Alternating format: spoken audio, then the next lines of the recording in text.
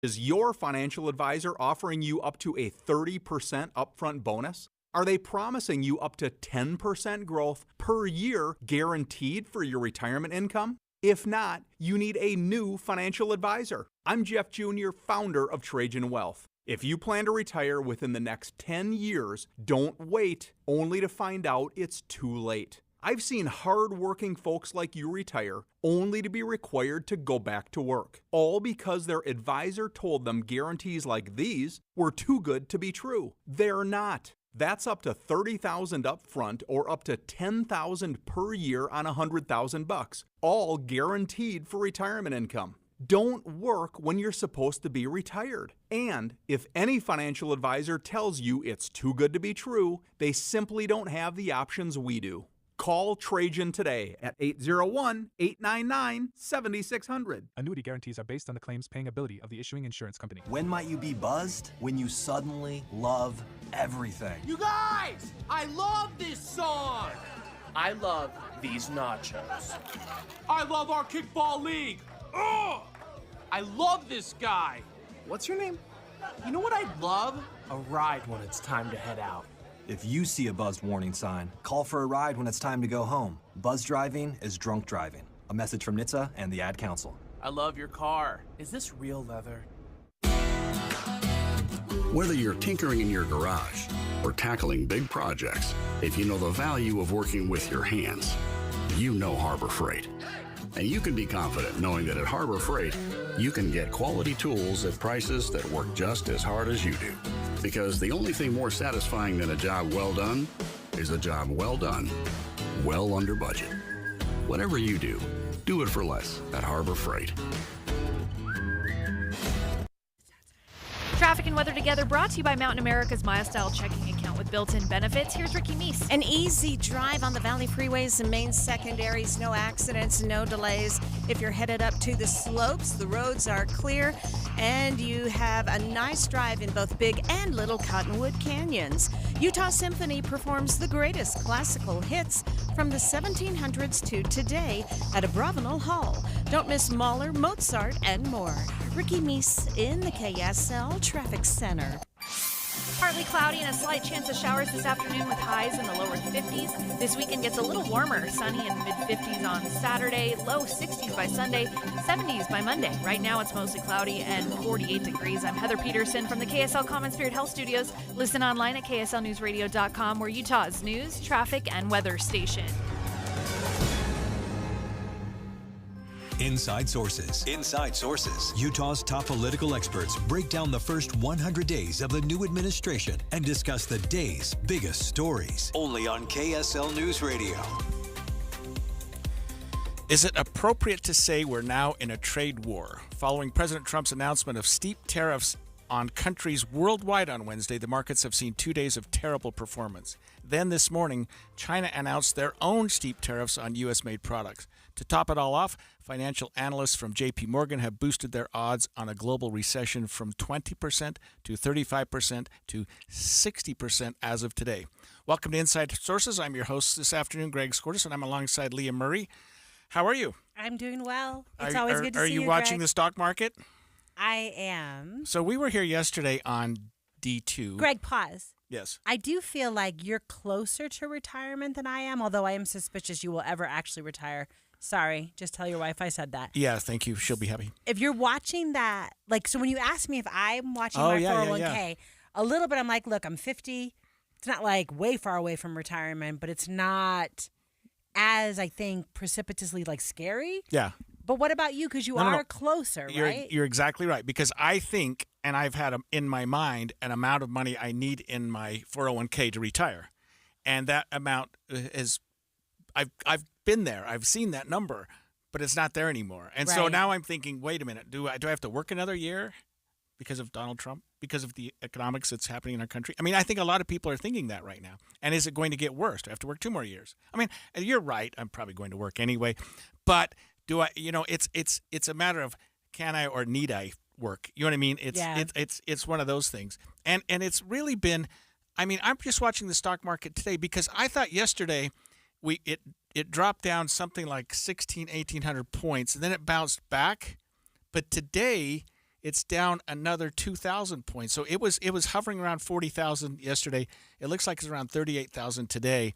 It's really the drop's continuing, and I think part of that is because of what we talked about a minute ago. What I mentioned is that China said, "Okay, what's good for the goose?" And so they've added their own 30%, tariffs. So now we've got China on board, and we have been sort of, I think the Canadians and the Mexicans are holding their breath, wondering what's going to happen to them, because the tariffs as it related to China and Mexico, or excuse me, I keep getting China and Canada mixed up. Canada and Mexico were not part of this plan yesterday when we went through these numbers, but they are still on the tip of Trump's tongue, and maybe he's still going to do that. And so it's really a problem. China decided to apply 34% levies on all imported goods from the U.S. next Thursday after Trump decided that his would go into effect. So, yeah, and J.P. Morgan saying the chances of a global recession are now 60%. Right. So it's interesting. We're talking about 401ks, talking about the market. Let's listen to ABC News business correspondent Alexis Christoforous about the dollar. The dollar is now at its lowest level in about a year. And what that tells you on the world stage is investors around the globe are not having a lot of confidence in the U.S. and in the stability of the U.S. dollar. Over the past few days, we've seen a lot of money flow out of the U.S., meaning that we could lose a lot of foreign investment money that flows into this country. So I just want to say, so it's about our markets. It is about our dollar now being lower. Let's listen to U.S. Secretary of State Marco Rubio speaking with reporters at the NATO meeting in Brussels today. Their economies are not crashing. Their markets are reacting to a dramatic change in the global order in terms of trade.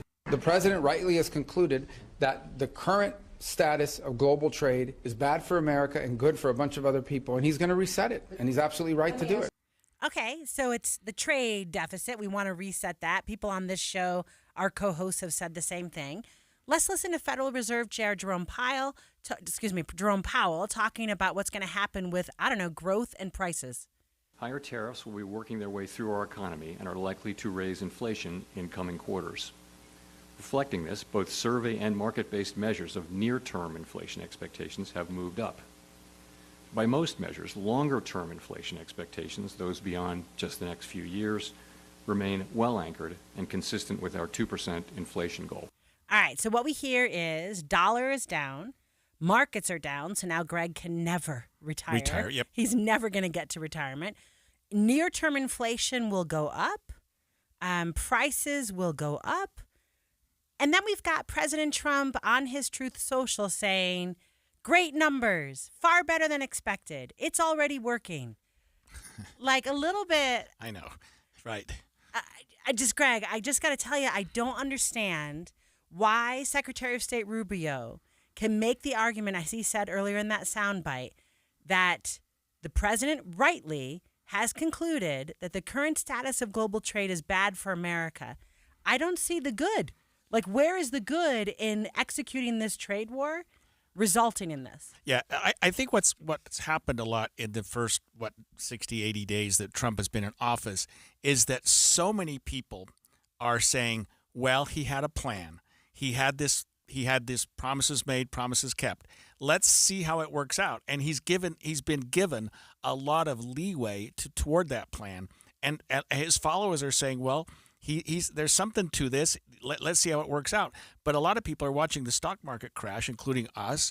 We're watching the U.S. dollar crash as it relates to other markets and saying, what's going on? And by the way, I'm looking at something that is from, it looks like, I can't see the magazine here, Wall Street Journal, I should know that, and which says this, that the economy Trump inherited was the envy of the world with growth of 2.8% last year, faster than almost every other developed country, unemployment rate of just 4.1%, and inflation of 2.8%, stocks were at a record high. That's what Trump inherited when he said our economy is a disaster, according to the Wall Street Journal. And he said we're going to do something about it. I mean, he's bringing everything close to home. He's trying to bring more business to the United States. He's trying to bring more jobs to the United States. I understand what's going on.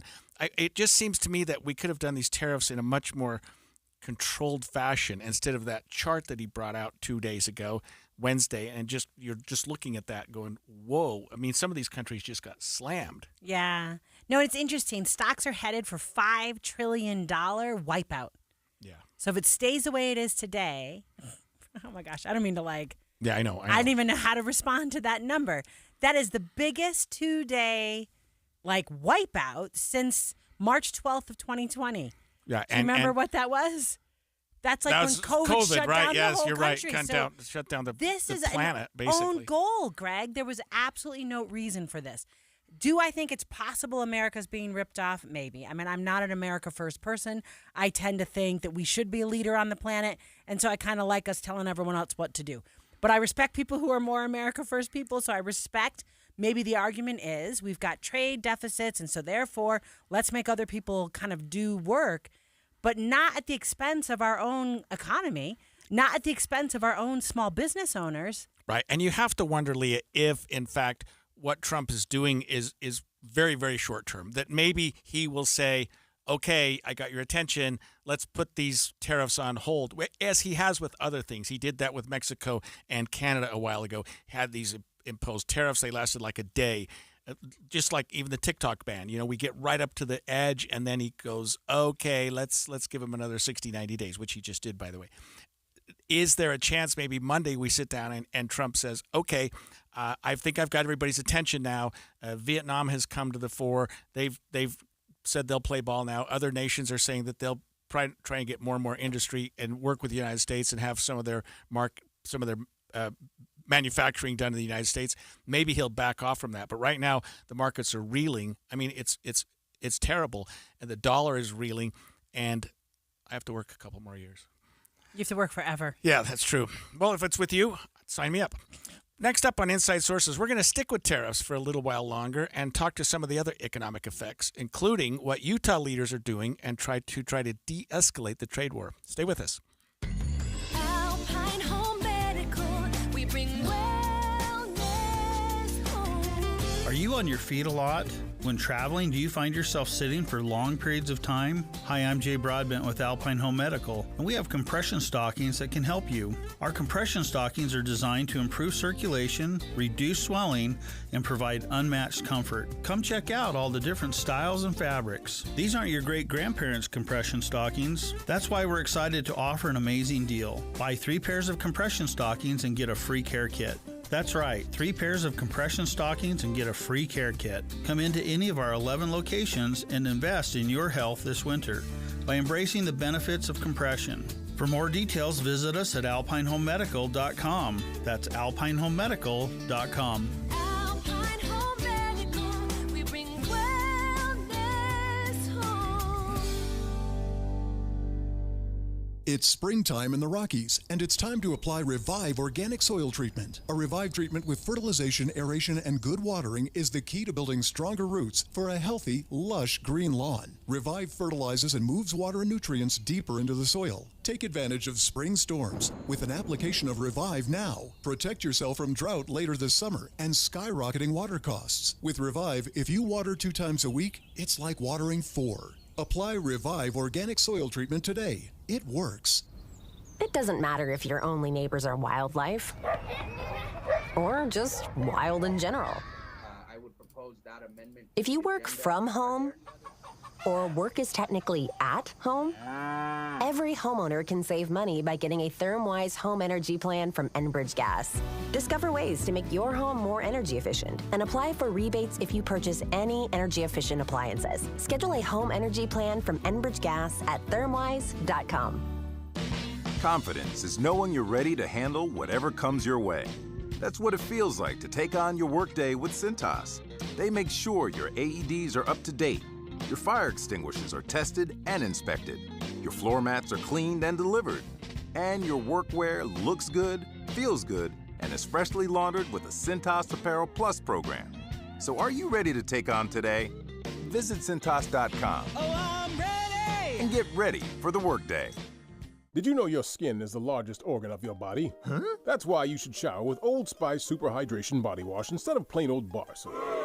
Love your skin by super hydrating it with vitamin B3 and glorious notes of vanilla and shea. Did you know that my super hydrated skin is the second largest organ of my body? The first is my heart. Old Spice. Men have skin too. Old Spice Super Hydration Body Wash. 24/7 renewing moisture. With daily use. Any Hour Services free furnace sale is going on right now. If you haven't scheduled your free estimate yet, do it now. Call Any Hour Services today or schedule online at anyhourservices.com. Over the years, you've brought them into your home. You were prescribed opioids after the C-section and after Dad's back injury. They helped when you were in pain, and you held on to them just in case. But did you know holding on to unused opioids puts your family at risk? Trouble with opioids can start at home with unused medicines such as pills, patches, and syrups. You can remove the risk and protect your family. Find out how at www.fda.gov/drug disposal. Jeff Kaplan. I'm energized by breaking news. First of all, because it's right now, and second of all, because in many cases the audience needs to know. There's no more important service that we can provide, and I find it critically important to get more details to the audience as quickly as possible. There's nothing more energizing than that for me. Not at all. The most important thing we do is breaking news.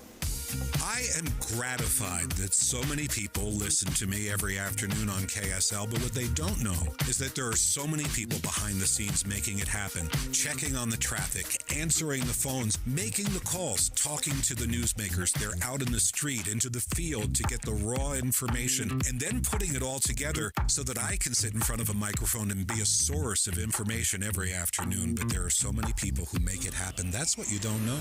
Ride Home with Jeff Kaplan, weekdays 3 to 7 on KSL News Radio. Inside Sources on KSL News Radio. The world continues to reel and soak in the potential effects of President Trump's hefty tariffs on countries across the globe. If you're like many people, you're probably worrying about the cost of living. Will inflation go up? How much will the eggs actually cost this year? Or maybe you're worried about your retirement like Greg, who's now decided he can never retire ever because he doesn't have enough money now and he's got to work at least, I don't know, till President Trump is not president Yeah, a little anymore. bit longer. Yeah. Did you really say reel and soak? I did. I don't know what that means. Are you reeling? You're reeling, yeah, but soaking. Soaking in the potential effects. Okay, I like that. You're we good. We wanted to I'll have chat you about write my next brief. this whole situation with someone who's familiar with international trade because a little bit, Greg and I are not experts in this. We're just frustrated, right? So what you heard in the last segment is us being frustrated. We're going to bring in Troy Keller, advisor on international trade and commercial policy for World Trade Center, Utah. Troy, welcome to the show. Thank you so much. Thanks for having me. Yeah, Great to be here. Troy, let's just start, if it's okay, with sound from Federal Reserve Chair. We'll listen to it together, and we're going to get your take. We're well positioned to wait for greater clarity before considering any adjustments to our policy stance. It is too soon to say what will be the appropriate path for monetary policy. So I do know the president's been asking Fed Chair Jerome Powell to cut interest rates. Right? He's on Truth Social telling Powell he should do that.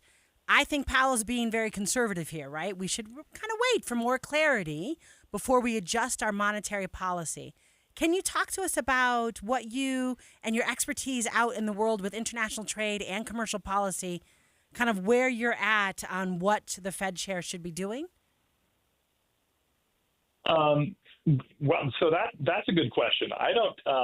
That's one at World Trade Center that we have not really thought too much about. We've been focused so much on what companies can do to respond, but I would love to speculate on that if you like. I think that I would love them to be aggressive for the sake of, of where the markets are at right now, or at least hint that they're going to be. I do know that there's pretty good consensus that, at least in the markets, people are expecting a couple rate cuts over the course of the year.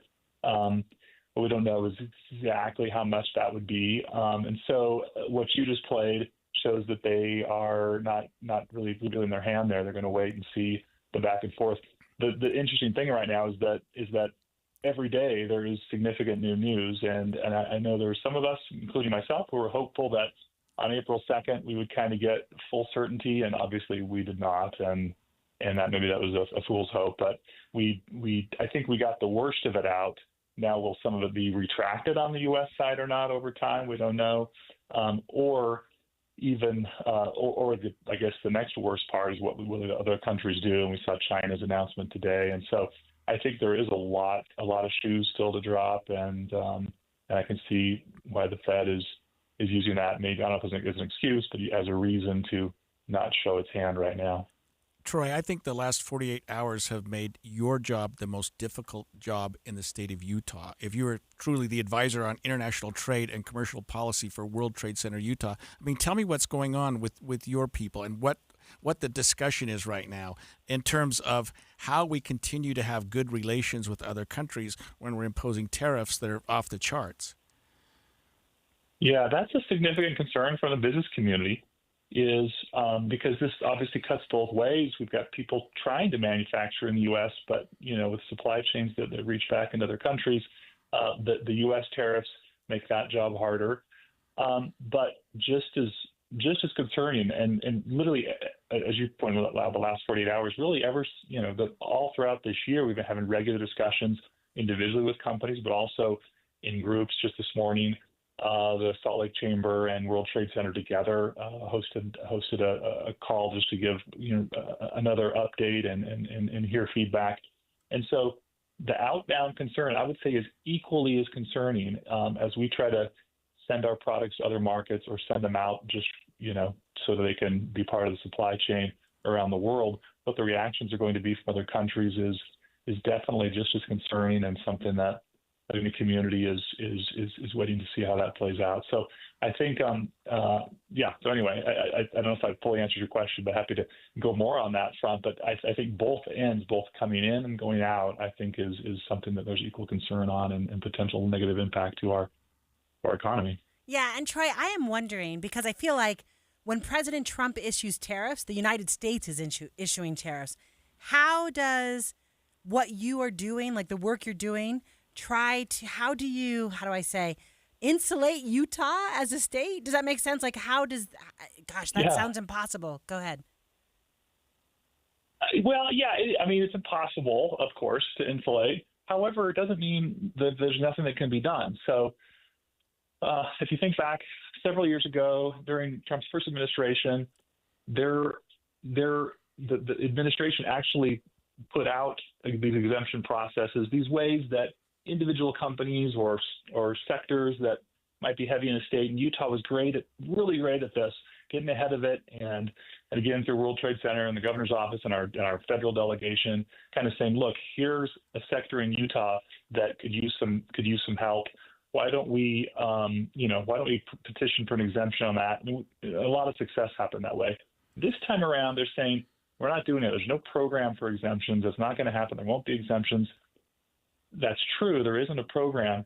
But if you look at the most recent executive order, you'll see that there were exemptions, not kind of the programmatic ones like last time, but there were exemptions for lumber. Good. We don't need lumber prices to go up as we're trying to build houses here in Utah. For semiconductors, although that's just kind of a temporary thing, we believe, for energy products coming in. So there have been exemptions, and so that kind of hints that there are ways to still have influence. And we know that, like the Fed chair hinted at, we know there's going to be a lot of movement. This is a dynamic process. So that advocacy or information sharing, taking steps to try to help Utah businesses be as best positioned as they can. Some of that is through sharing information, so everybody has as much information as possible, both on what's happening, but also on best practices and tactics that companies can employ.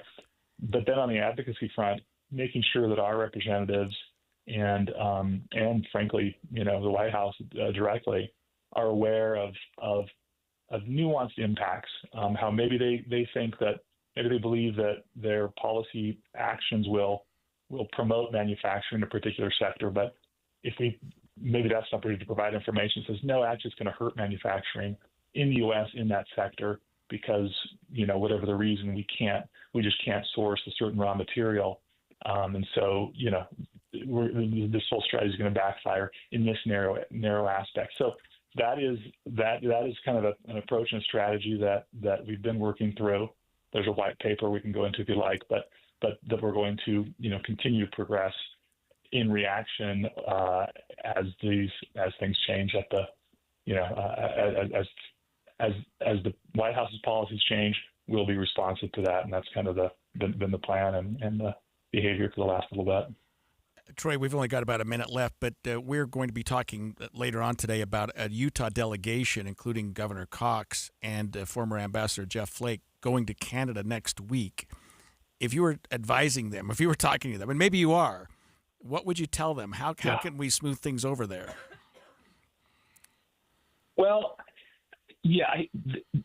all I can say is that there has been a significant amount of discussion in that regard, and obviously our governor is very aware of, he's as or more aware than anyone of all the dynamics going on, and this is an opportunity. I think he'll be the first sitting governor in the U.S. to visit Canada on a trade mission since this all started, since the inauguration. So there's an opportunity, and I have high hopes for that, actually. All right, Troy Keller, advisor on international trade and commercial policy for World Trade Center Utah. Thank you so much for being with us this afternoon. Yeah, thanks for the opportunity. Thanks for what you guys are doing. Yeah, and good luck. Pretty brave to be the first governor to travel to Canada. I mean, you have to wonder what kind of reception he's going to get. What kind of reception any American gets, Leah, right now going into Canada. I mean, it's not like a place you'd go for vacation right now.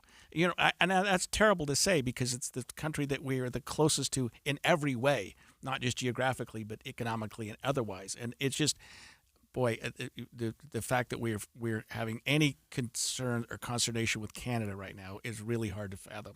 When Inside Sources returns, tariff turmoil continues. Let's take a look at how Utah leaders are trying to soften the blow. Be with us. 1:30 at KSL News Radio. I'm Claire Scott. KSL's top story this hour. 2 teens are now being charged in the stabbing death of a woman in Washington County last month. The district attorney's office says the 16-year-old and 17-year-old are each charged with murder, car theft, and obstruction of justice. They are being charged as adults. Our top national story this hour from ABC News. World markets have been off today after the worst one-day plunge since the start of the pandemic, triggered by President Trump's sweeping tariffs. The U.S. dollar also down. More from ABC News correspondent Alexis Christoforous. Oil prices now down to their lowest level since 2021. I guess you can say that's going to cause gas prices to come down, so maybe a little bit of a silver lining there. But again, when oil comes down, it's a signal that people are afraid of a global economic downturn. And by the way, recession talk ratcheted up. Now JP Morgan says that the chance of a recession sits at 60% this year. Your money at this moment, the Dow is down 1,832 points. The S&P is down 267. Reservations are now open to tour the new temple in Syracuse, Utah. Open house will run every day except Sundays from May 10th to the 31st. And coming up, partly cloudy skies. KSL weather is next. KSL News Time, 11:30, 1:31. A reminder about the simplest way to get updated for your day. Hit your KSL preset when you jump in the car, and we'll take care of the rest. Hear key news updates and traffic reports. Andy and Amanda from 5 to 9 in your car. KSL News Radio at 102.7 FM. At Intermountain Health, we believe life is a circle. May yours surround you with insight, a healthy perspective, trust, and reassurance. The belief that our differences aren't that different, and compassion just when you need it most. Life is a circle. May yours help you live the healthiest life possible. Intermountain Health. Did you know your skin is the largest organ of your body? Huh? That's why you should shower with Old Spice Super Hydration Body Wash instead of plain old bar soap. Love your skin by super hydrating it with vitamin B3 and glorious notes of vanilla and shea. Did you know that my super hydrated skin is the second largest organ of my body? The first is my heart. Old Spice. Men have skin too. Old Spice Super Hydration Body Wash. 24/7 renewing moisture. With daily use. Confidence is knowing you're ready to handle whatever comes your way. That's what it feels like to take on your workday with Cintas. They make sure your AEDs are up to date, Your fire extinguishers are tested and inspected. Your floor mats are cleaned and delivered. And your workwear looks good, feels good, and is freshly laundered with the Cintas Apparel Plus program. So are you ready to take on today? Visit Cintas.com. Oh, I'm ready! And get ready for the workday. This is Derek Overstreet of the New Millennium Group and host of Stop Working and Start Living Radio. If you're close to or in retirement and you don't have a tax plan, call us right now, 888-999-6370. That's 888-999-6370. Listen, our country's been spending like never before, and the tax bill is coming soon. If you need an income tax strategy and a financial plan that will get you through the rest of your life, give my team a call, 888-999-6370. That's 888-999-6370. If you want an investment plan that allows you to keep more of your gains and pay less taxes, give us a call, 888-999-6370. My team specializes in the type of plan that will get you retired 3 to 5 years sooner than you thought possible. So, get a no-cost tax analysis by calling 888-999-6370. That's 888-999-6370. My team is standing by now. KSL Broadcast Group contests are open to participants 18 years of age and older that are residents of Utah, unless otherwise specified. Employees or agents of the station, Bonneville International Corporation, other area radio stations, or any entity associated with the contest may not enter. Persons who have won in the last 30, 60, or 90 days from a station contest or event may not be eligible. Full general contest rules are available at kslnewsradio.com/contests.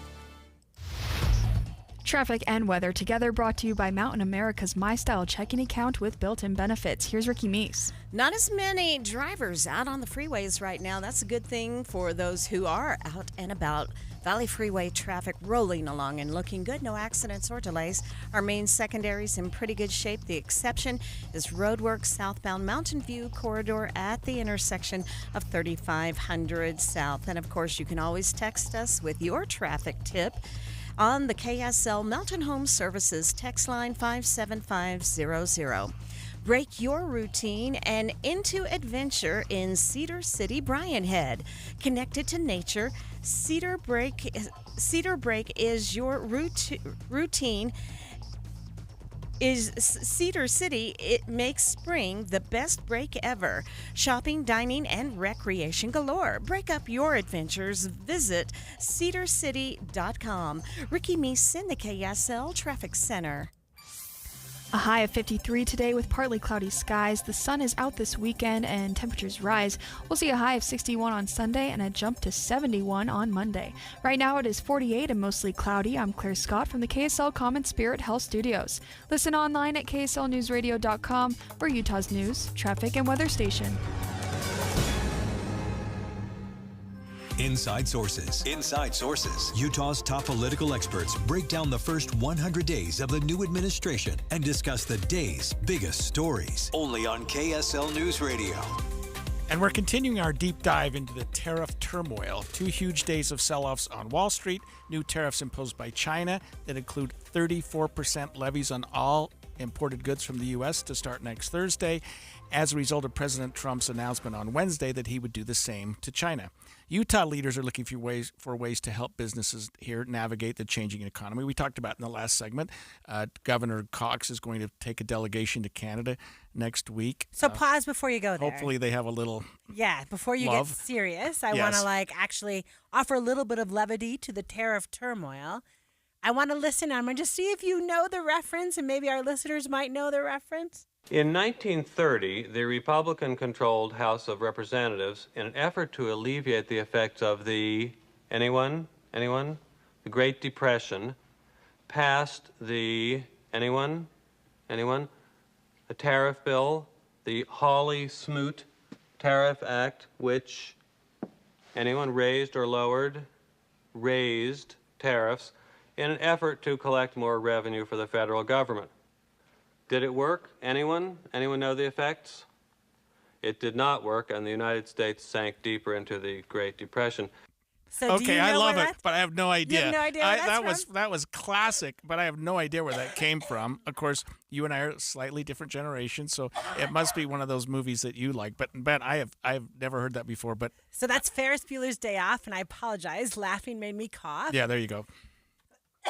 Yeah, so that was apparently the history teacher on the Holly Smoot tariffs on Ferris Bueller's Day Off. Anyone. It kind of reminds me of, some times I had in high school, or even my teaching itself. And I know, Leah, that you're a teacher. You've probably had those moments too. But you're sitting there, you're asking questions, you're trying to get the class to respond, and all of a sudden you're going, anyone? I can picture you, Leah, doing that exact same thing and hoping somebody jumps First to of all, the I fore. would never be that kind of teacher. My goodness. But you ask a rhetorical question or just a general question, and you sort of look at the class and say, I don't know that you would say anyone, but how do you bring the class out? By not coughing. By not coughing, I'm so there you sorry, go. Sorry. But the whole point of playing that cut from Ferris Bueller's Day Off is like we've seen this before, right? Yeah. Everyone knows what happens when you do a tariff. Yeah. Okay, that makes sense. And we talked in the last segment about Utah sending a delegation to Canada next week.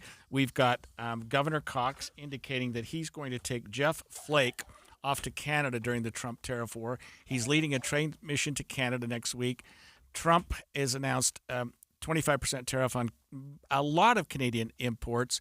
And we are learning also, and I think that this goes without saying, Canada is Utah's second biggest trading partner. It's been affected by 25% tariff on all steel and aluminum imports, 25% tariff on cars and car parts, with the partial exception of automobiles that fall into the United States, Mexico, Canada agreement, which is an agreement whereby it's sort of a North American automobile agreement, understanding that you can't just build a car in the United States. You have to have some love from Canada. You have to have some love from Mexico. So the countries have gotten together, at least in terms of this United States, Mexico, Canada agreement, to say we're going to build automobiles and we're not going to tariff each other to do that. But otherwise, and I thought, I was a metallurgist before I went to law school, and I worked at U.S. Steel. There used to be a place down, it's called Geneva Works, and I thought we were a huge producer of steel. I thought the United States was. You think about the aftermath of World War II when we helped Japan build back all their steel industries. I remember talking about that when I was working as a metallurgist and thought, well, United States must be a huge exporter and manufacturer of steel and steel products. Apparently, Canada is even bigger because they send us a lot, 25% tariff on all steel and aluminum imports coming from Canada. You would think that the United States had a much bigger role in that. I mean, we have agreements with other countries as well, but I hope that Governor Cox, Leah, goes there and he's treated fairly and he's treated with open arms. I know that But don't you think if you were going to send somebody to maybe smooth over relations, isn't Spencer Cox the right guy? Oh yeah. I mean, we won't go into other Utah politicians, but Spencer Cox is the guy, and he's taking. I thought this was interesting. He's taking Jeff Flake with them. Utah does a lot of business with Canada. Apparently, they're our second biggest trading partner in the state of Utah. I don't know who's number one. Probably China. Mexico. Yeah, maybe Mexico or China. But yeah, I think we have to do this. I think other states need to follow suit too. I think we need to smooth things over with Canada because the problems between the two nations right now couldn't be worse and probably haven't been worse in my lifetime. Yeah, no, I think it's interesting. I do apologize for laughing so hard at Ferris Bueller that it launched me into a coughing fit. And I apologize for comparing you for 1 second with that teacher. Yeah, my goodness, I am not that teacher. No, you're not. But the point kind of is, a little bit, we could look to history to see how did people, I guess the question would be, if I understood what the Smoot-Hawley tariff did, that it led to a Great Depression, right? Well, the stock market crashes and then it helps slide us into a worse Great Depression, which is what you heard in that Ferris Bueller clip. And then the answer is, from Utah's point of view, we want to make sure that doesn't happen to us because that's a terrible economic crisis. I just don't know how Utah insulates Does that make sense? Like the effects of the national right. But no matter how nice Governor Cox is, I'm very worried about what's happening to our economy and what feels very much like Ronald Reagan called it, shooting a hole in the boat, right? Like what we are doing is own goaling our own economy. But I'm wondering if there's some other benefits to this, which is, hey, Canada, we're not all bad. We're not all causing this problem. We want to work with you. We want to find a way to do this. And I know that Spencer Cox is never going to speak for Donald Trump, but maybe you get 49 other Spencer Coxes who say as a governor's union. And Spencer Cox is a Republican, and he's been a supporter of Trump, and he was during his recent campaign in 2024. So you would think that if enough heads of the various states are traveling to Canada and saying, look, we're with you, we want to work with you, we want to partner up, that maybe the administration would go, okay, let's dial some of these tariffs back and at least open the doors back up to Canada. Yeah, except that's not what this conversation is, though, right? So this is Governor Cox trying to, and I also love the idea, too, right? Like, we're hosting the Olympics. Yeah, I know. Right? And so are we the next American host? Oh, of course. Yeah. Well, Los Angeles has the summer games between now and then. Okay, yes, okay. Right. So a little bit, you're like, we've got to fix all those relationships too. Yes. So that people will actually want to come, right, and participate in those games. A country will send their athletes. I don't know. This just feels like so much, Greg, not necessary international drama I'm here for it with China. I just want to be clear. I understand them not practicing fair trade. I'm here for it for, countries that really feel like they're not our allies. But Canada is so important to Utah, so important to the United States. And here we are just like, Spencer Cox and Jeff Flake have to go fix it. Just doesn't seem right. Right, 25% tariffs. It's really causing – all of these are causing equal or greater problems for the countries that are suffering the tariffs. When we come back on Inside Sources, multiple members of the National Security Council have been fired after the president met with political activist Laura Loomer, who claimed those members were disloyal. More on that after the break. What's up, everybody? I'm Mike Wilson with Any Hour Services, and there's a good chance you've heard me talking about our free furnace sale. The one where you buy a new air conditioner and we give you a new furnace for just the cost to install it, about $400. Well, we still have a few more spots on our schedule we need to fill, so I'm extending the sale, but I'm not quite sure for how much longer. Definitely no later than April 30th, and once I think our schedule's full enough, I gotta pull these ads, so don't wait too long to call and schedule your free estimate. The main reason we do this sale is to give you an incentive to help us keep our guys busy when the weather's mild. And thanks to your help, we're able to keep our guys and keep growing. So if your furnace and air conditioner are ready to be replaced, you owe it to yourself to at least schedule a free estimate and get all the details about our free furnace sale. Just to recap, when you have Any Hour Services install a new air conditioner, we'll give you a new furnace for just the cost to install it. About $400. The furnace is free, you just pay the labor. If you think you might be interested, call Any Hour Services at 801-443-7400. You can Google Any Hour Services. You can even schedule online at anyhourservices.com. No one helps more homeowners than Any Hour Services. Did you hear?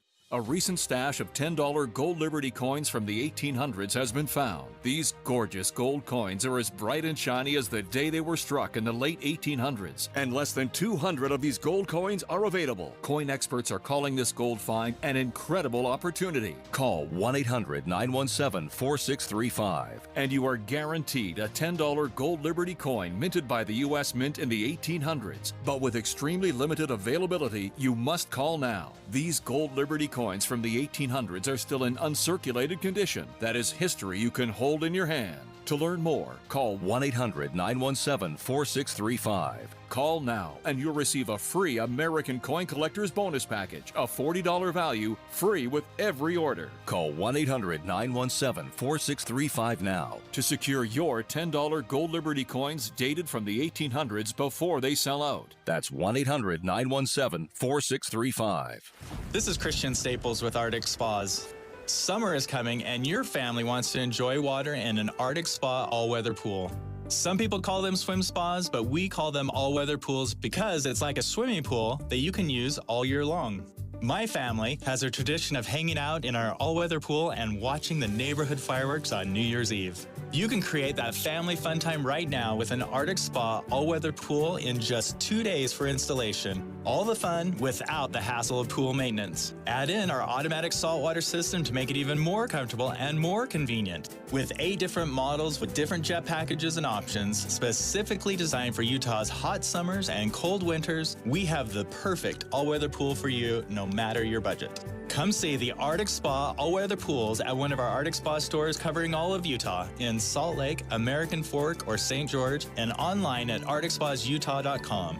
Arctic Spas, the only spa built for Utah's harsh climate. Teens can get up to $200 with a Teen Learn and Earn account. Plus, continue earning rewards as they master the essentials of finance. More at cypresscu.com/teen. Matthew. Huh? Oh, sorry. It's okay. I just need you to listen to me. I know that a lot of times, Mom, it might not seem like I'm listening to you, but I am. I hear you. And what you say really does matter to me. I mean, let's be honest. No kid likes rules, but I get why we have them. I hear you, and I know it's because you care. All the talks we've had over the years, including what you've told me about not using alcohol and other drugs, they stick with me. And believe it or not, they really do make a difference, especially at times that matter most. Hey, want a drink? No thanks, I'm good. So thank you, Dad, for talking and preparing me for what's ahead. Thanks, Mom, for never giving up and always being my biggest fan. Thank you for letting me know what you expect, so I can try to meet your expectations. Thank you for talking. For more information about talking with your kids about underage use of alcohol and other drugs, visit underagedrinking.samhsa.gov. I'm Dave Cawley, investigative journalist and host of the podcast Cold. In October of 1985, a woman named Cherie Warren left work at a busy Salt Lake City office to meet her estranged husband at a downtown auto dealership. She never made it home.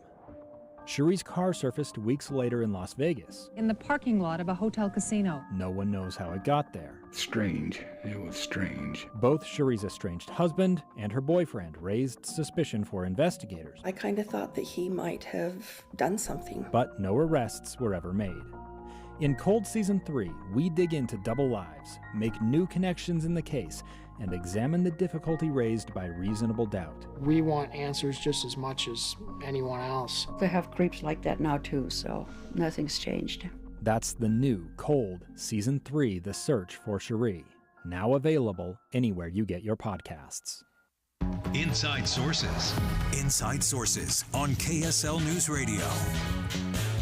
The White House has fired several officials within the administration, including several National Security Council staffers, over claims that those officials were disloyal to President Trump, coming from a meeting with far-right activist Laura Loomer. Let's listen to ABC's chief global affairs correspondent, Martha Raddatz. Loomer posting on social media, appearing to confirm she was involved in at least some of the firings, saying that General Hawk and his deputy had been disloyal to President Trump. That is why they have been fired, going on to thank the president for being receptive to the vetting materials provided to you, and thank you for firing these Biden holdovers. So, Leah, is Laura Loomer like Elon Musk, just a player in the administration, not an appointed person in any capacity, not elected to anything? She's just an advisor in some respect. I mean, I know the name, but all of a sudden she's making decisions and helping the president make decisions on National Security Council staffers and firing several members. Yeah, I mean, it's interesting to me. She refers to them as Biden holdovers. Brian Walsh was the director for intelligence, a former top staffer for Secretary of State Marco Rubio when they were in the Senate Intelligence Committee. For the record, Rubio is a Republican. Thomas Boudry, a senior director for legislative affairs who had served as Waltz's legislative director in Congress, again, another Republican. David Feith, a senior director overseeing technology and national security who served in the State Department during President Trump's first administration. So I'm not sure why or how these are Biden holdovers. I think Laura Loomer went with some kind of evidence that she thinks is real. What does she call it? Vetting. Thank you so much for being open to the vetting.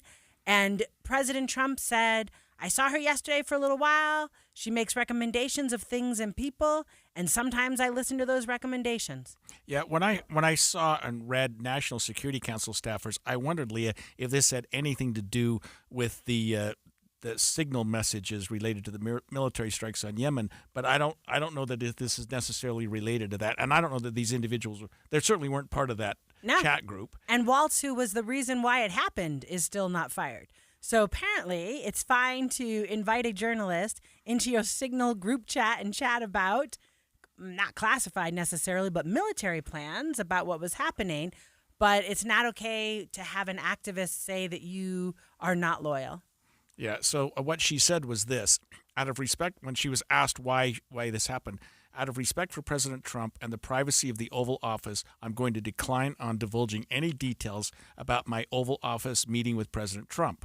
It was an honor to meet with President Trump and present him with my findings. I will continue working hard to support his agenda, and I will continue reiterating the importance of strong vetting, like you said earlier, Leah, for the sake of protecting the president and our national security. So she is saying that there were national security reasons for doing this. And what it comes down to, of course, is I think Trump's sort of key qualities in a person that to work with him, which are loyalty, and loyalty. Yeah.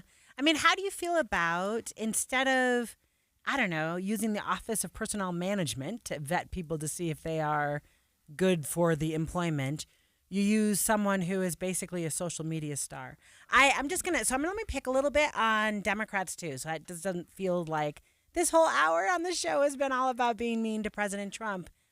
The DNC was full of influencers, Greg, right? Oh, sure. So what we're No doing question. is like having conversations around what our policy should be based on how many followers somebody has on a social media account. I'm a little concerned about that trajectory, in our political discourse.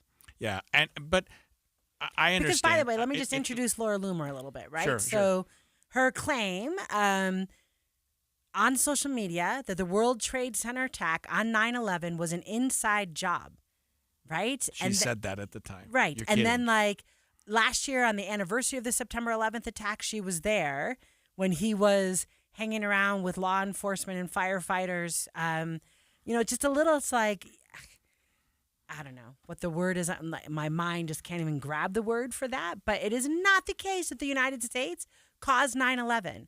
And I'm really uncomfortable with someone who makes those kind of claims on social media, right? This bombastic, these kind of posts, these keyboard warriors. I'm not okay with it. Yeah, I'm also reading that she ran twice for Congress unsuccessfully in Florida, and she's just been, I don't know, is she a media star? Does she engage in I don't know her very well. I can't even picture her.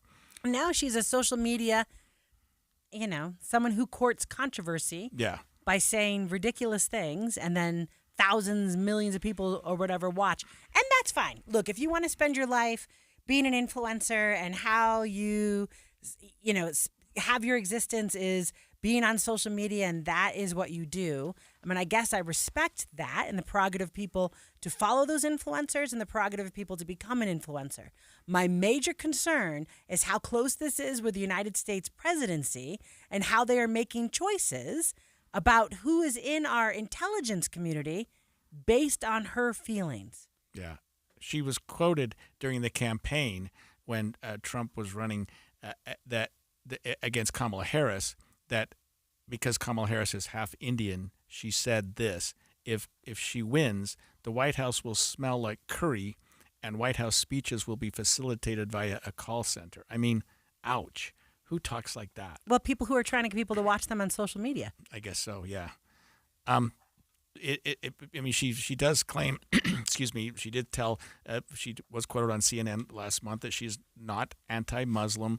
She's trying to sort of work her way into the administration a little bit. I don't know I don't know what her end game is. I'm not sure whether she's trying to get more involved with the Trump administration or not. And maybe he just trusts her. Maybe she did some vetting. Maybe she produced evidence to Trump that caused him to do this. But boy, firing members of the National Security Council over claims that they're disloyal to President Trump is a hard one to swallow. So in the sound we listened to earlier was a conversation about General Timothy Hawk, who was the National Security and U.S. Cyber Command, his deputy who has been reassigned within the Pentagon.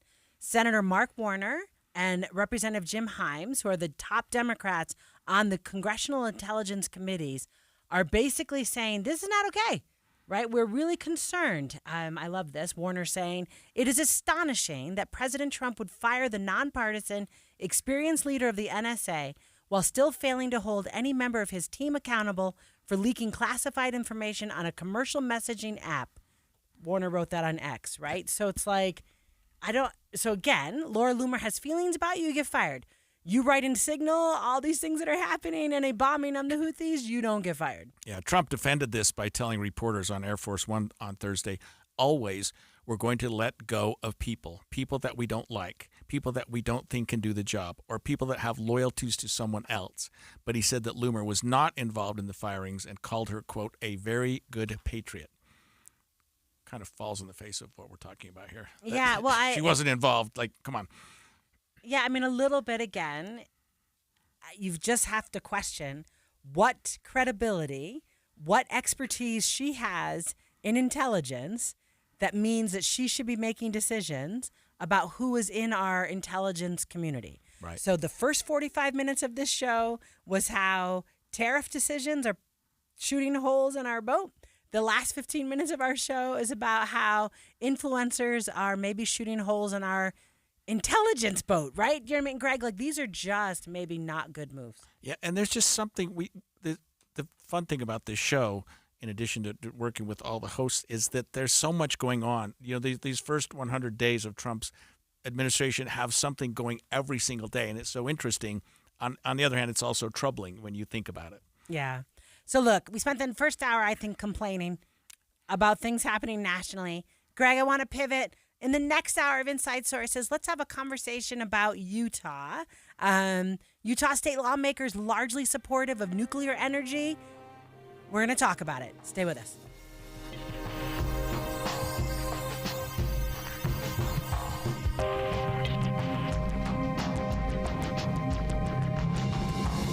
KSL FM Midvale. KSL Salt Lake City. From the KSL Common Spirit Health Studios, this is KSL News Radio. Utah's news, traffic, and weather station.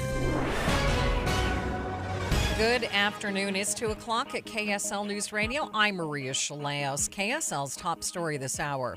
Employers added more than 250,000 jobs in the U.S. last month, about double what analysts expected. But it wasn't enough to stop a stock market slide. Zions Bank senior economist Robert Spendloves tells KSL News Radio you still need to think long term. It's really hard in a day like today, but you have to look past the volatility and see the underlying strength. And he says those strong spots come in areas that are less influenced by international trading, like the healthcare and food industries. Our top national story this hour from ABC News. TikTok is sticking around at least until June. President Trump issued an executive order keeping the popular app operating another 75 days until it's either sold or banned. More from ABC News senior White House correspondent Selena Wang. The decision to extend this ban deadline is no surprise. I've been talking to sources close to the deal for days now, and they tell me that there's still a lot of tricky issues to work out. So it was absolutely necessary that the administration buys them more time to come to an agreement. China has to sign off on the deal. The U.S.-China relationship is complicated now by Trump's new trade tariffs and Beijing's hefty counter tariffs. And taking a look at your money at this moment, the Dow headed into the close plummeted more than 2,000 points, down 2,200 at the close.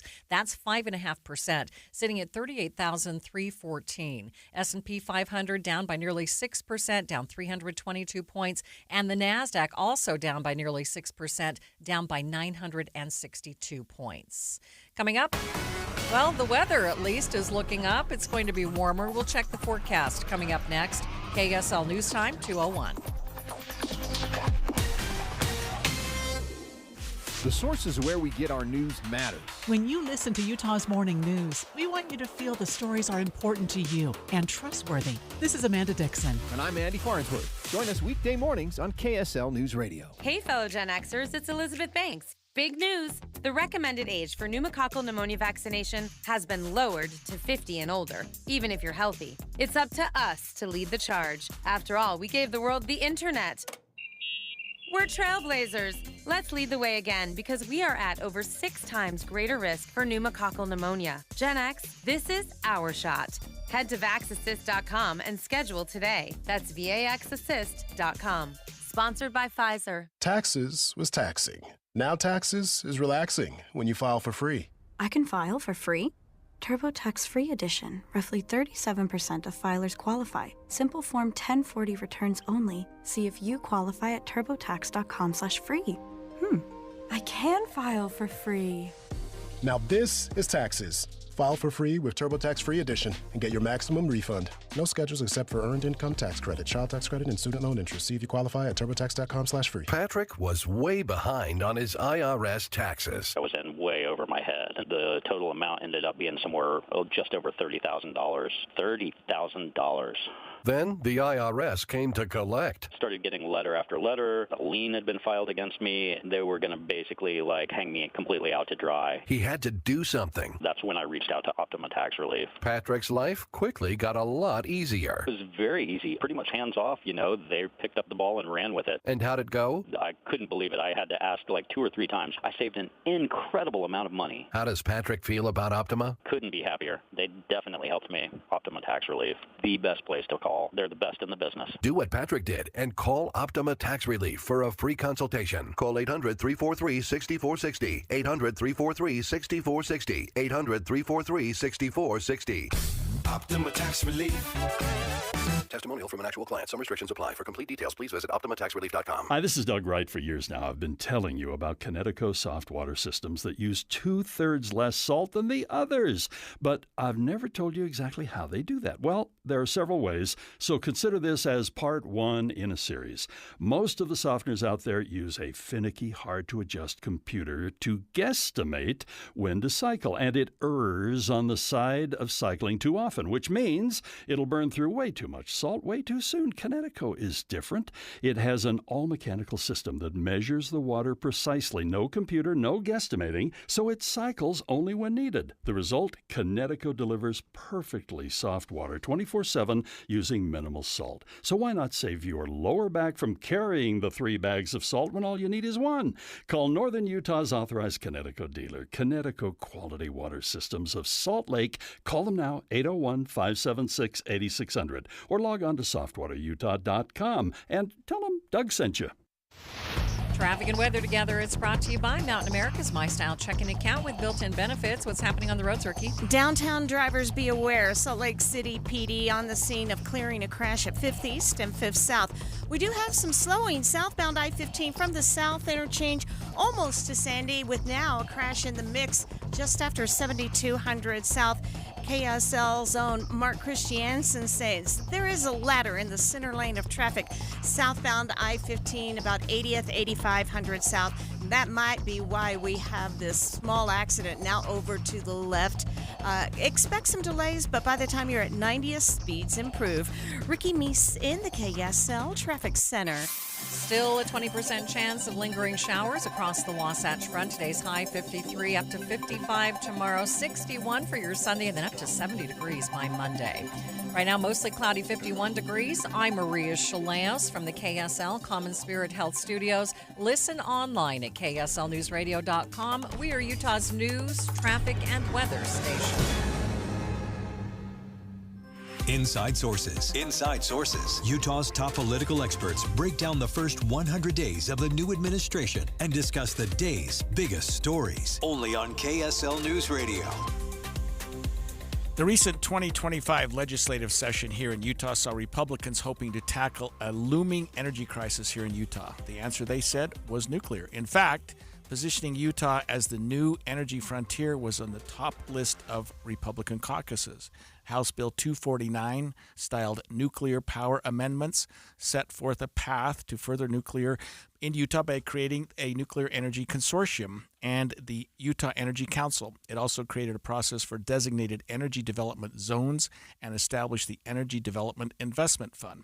All this to say, the state is pretty gung-ho to explore and expand into nuclear energy. I didn't know this, Leah, but we don't have a nuclear power plant in Utah. Right. I guess I should have been aware of that. We're going to go in depth on that for the next 45 minutes, but let's begin with a guest who's in studio with us. Thanks for your coming. This is Chris Hayter, President and COO of co-founder of High Tech Solutions. Chris, welcome. Thank you for having me, Greg. And talk to us about nuclear energy as it relates to Utah and sort of House Bill 249, which is really just to study the nuclear situation. But is Utah, well, tell us why Utah would have some interest in that and why nuclear would be good for Utah and vice versa. Sure. So first and foremost, as far as nuclear in Utah and why, is that so if you look at these other states that have flourished with nuclear power from a baseload standpoint, so that they have consistent energy regardless of weather, regardless of other factors. We don't rely on the sun. We don't rely on a supply of something. It's a 2-year run cycle. It's a phenomenal energy. It's a long-term investment energy to provide that base load. And if you figure about 25% of, if you safely want to ensure that you have a great base load energy, you need about a quarter of your total energy coming from a great base load energy. There's other energies that are exceptional as well, but we want a portfolio. And to build that portfolio out, Utah needs nuclear power. What's a 2-year run cycle? What do you mean by that? So nuclear power plants are refueled on average every 2 years. Oh, I see. So they run for 2 years unfettered. Little problems come up here and there. We can isolate those and run and continue to run and provide energy to the local communities. But the plant itself obviously has a longer life cycle than 2 years. That's correct. So the life cycle of a nuclear power plant right now, we're some of these plants that are 50, 60 years old are getting 20-year extensions given to them by the NRC. Wow. As we're going through this. So we look at the long-term investment of nuclear power. Yes, the upfront cost is high, but it's a long-term investment for generations beyond, for our children's children, if we really want to protect the future of Utah energy. Yeah, so Chris, over the last weekend, I watched, Godzilla with my son because that's one of his favorite movies. A little bit, I think, when people think of nuclear, right, what they have maybe in their head, and Godzilla is clearly a fictional character, but it is derived from worries that people have about what can happen with nuclear power. Can you speak to, how this whole power system has evolved and that we're not talking about a Chernobyl or a 3 Mile Island or a Godzilla? Yeah, there's no worries about a Godzilla. Yeah. Speaking of the very sad stories of Chernobyl and even TMI, which I'd say is less sad and more of gave the industry a renewed purpose here in the United States, where we created an internal regulatory body called INPO. We take public safety as the number one focus. If you go into a power plant every day, incessantly spoken about is public safety, first and foremost, from the NRC to our self-regulatory bodies. So coming back to how does radiation potentially affect, us? When I was at Weber State speaking on your panel, Leah, I explained this. I have about 15 rem, just under total lifetime dose myself. When I went into the industry, I wanted to see every part of the plant. I mean, standing on top of a reactor, disassembled, reassembled, every part, every component, regardless of the dose rates. I needed to go in there and learn because I wanted to build out my career. So I set aside a lot of things, but that's about 4 times what high dose rate for the average individual in other jobs. The point is, I'm not trying to sit here and say that beta, gamma, and all these other things are going to be great for us, but they're very much internal to the plant. Number one, there is no leakage. There's no release of these contaminants everything is kept internal. These plants are incredibly safe. They're industrial speaking, they're the safest plants that we have in the world, frankly. Highly regulated. Some might say over-regulated, but they're incredibly safe. They provide very reasonably priced power over their lifetime, and it's the jobs, it's the people. I mean, thousands and thousands of people work at these power plants in the United States and around the world, and we're all doing pretty good. Yeah, I think a lot of us can remember the like you say, 3 Mile Island, Chernobyl, the movie, the China Syndrome, where the nuclear plant goes through the planet. I mean, nuclear took a hit during that time. And clearly, Chris, and people were like, wait a minute, we've got all this waste, we've got this the potential for somebody falling asleep at the switch like Homer Simpson, and suddenly we've got nuclear problems going on. See, I watched some of the shows. Look, I love that. And he sticks the nuclear thing in his lunchbox. Anyway, you feel like today the technology to our listeners, to the people in Utah, is such that we don't have to worry about something breaking down and something there being a problem. There's safeguards in place. Yes. So every power plant running in the United States today, and just about every power plant in the world, has taken these mistakes across the industry where there are flaws in design, which I would lean towards the Russians and the Ukrainian, the Eastern European side of this. And what happened at TMI, vastly different. So we take that very seriously internally, especially here in the United States. So there was a lot of measures put in place. With those measures, there was we created additional safety measures and automatic safety functions inside these power plants.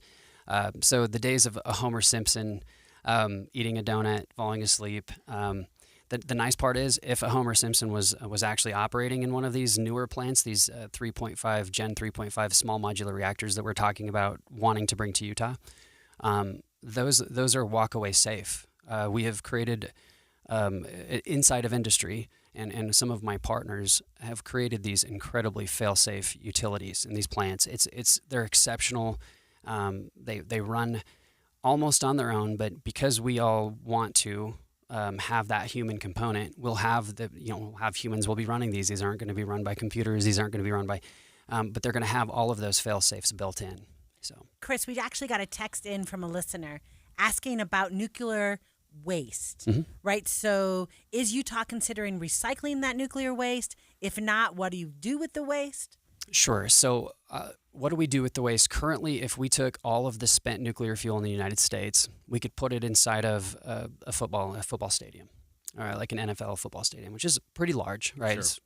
But when you look at it right now, we're storing all of the nuclear waste in the United States. Yes, that's correct. Throughout history, could fit in a football stadium. Every spent fuel rod could sit there. Wow. Now, we can separate low-level rad waste that like Energy Solutions will take on, or other companies like them, in what they do and how they process that and clean things up and get it out there. But for that long-term high, what we'll call has an incredible half-life to it that none of us fully even many lifetimes past us, right? Yes. Yeah. So the point is that we talk about this and we sense that this stuff is going to destroy our environment, or these things. They're stored in incredibly. We can hit them with airplane liners, missiles, guns, whatever you want. They're sitting in these massive casks, 60 to 80 bundles per cask, and we can store them on these concrete pads. And the thing is that we're improving that process every year.